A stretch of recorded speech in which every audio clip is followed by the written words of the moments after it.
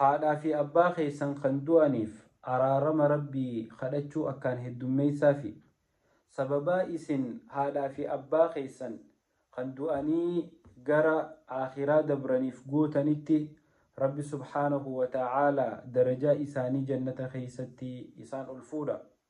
Obboleeyyan, rabbi subhaanahu wa ta'aalaa haadhaa fi abbaa keenyaaf akka rahmata kadhannu nurraa barbaada. Rahmanni nuti ammoo isaaniif kadhannu sadarkaa isaanii guddisa. Rabbirraahi araarama nuti kadhannuuf kanaan sadarkaa isaanii jannata keessatti ol fuudhamti. Obboleeyyan kiyya kuni dubbiitiyyaa miti jecha rasuula rabbiiti sallallahu alayhi wa sallam. عن أبي هريرة رضي الله عنه قال صلى الله عليه وسلم إن الرجل لترفع درجته في الجنة فيقول أن هذا فيقال باستغفار ولدك لك. صحيح ابن ماجه.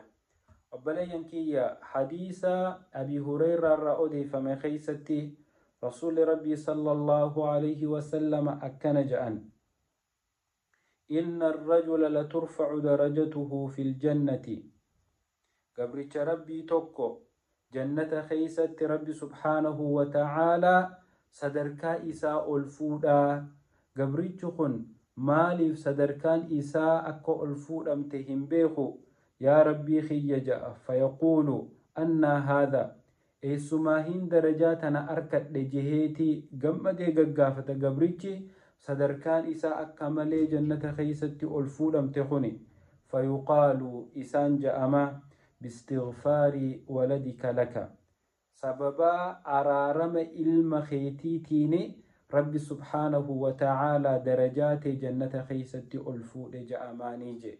Shuf obboleeyyan kiyya hadiisa rasuulaa kanarraa maal baranna?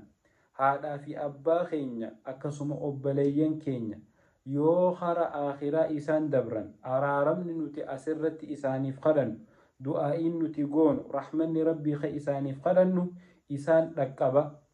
sababaa nuti araarama rabbii isaaniif kadhachuutiin isaaniif heddummeessuutiin rabbi subhaanahu wa ta'aalaa darajaa isaanii jannata keessatti ol fuudhaa jechuu. ilmi namaa eega du'ee bade, eega du'ee deeme wanni isa fayyadurra sadaqatun jaariya, sadaqaa jaariyaatii fi ammallee hadiisni kana fakkaatu aw waladun saalihun yad'uu lahu, ilma gaarii ka eega haadhaa fi abbaan addunyaa kanarraa godaanan isaan duubatti hafee isaaniif du'aa'ii kadhatu qofaatu isaan fayyada. obboleessa kiyya obboleetiiti, du'aa'iin ati haadha abbaate ta du'aniif gootu araaramni ati rabbirra isaaniif barbaaddu darajaa isaanii ol fuudha, diliidha irraa haqa. kanaaf obboleeyyan kiyya haadha abbaa dabranii jiran du'anii waan addunyaa tanarratti dalagatan malee wanni isaan arkatan hin jirtu jettanii harka marattanii hin taahina. qalbii cabxanii rahmata rabbiitirraa if booda isaanirraa hin deebi'ina. yeroo hunda salaata hunda keeysatti, sujuuda hunda keeysatti, rukuuca hunda keeysatti haadhaa fi abbaa keessan warra gara akhiraa dabranii jiraniif rahmata rabbii kadhadha. istighfaara isaaniif heddummeeysa, sadaqaa jaariyaa isaaniif godha. obboleessa kiyya obboleetiitii akkasuma du'aa'ii isaaniif heddummeeysa. rabbi haadha abbaa keenya ka du'an hundaaf rahmata haa godhu. wassalaamu alaikum.